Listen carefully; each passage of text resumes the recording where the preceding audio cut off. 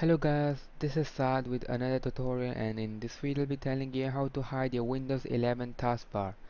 So as you can see currently my Windows 11 taskbar is not visible, it just auto hides. So I'll be telling you how you can do this with your taskbar too. So first of all, you'll have to right click on your taskbar and then click on taskbar settings over here. And now you can see this option over here which says taskbar behaviors. You'll have to click on it and you can see this option over here, automatically hide the taskbar. If you check the box over here, it will automatically hide your taskbar, and if you uncheck it, it won't hide your taskbar. As you can see, my taskbar just came on the top right now because I unchecked the box. So for me, I like my taskbar to be hidden, so I just check the box, and you can do the same.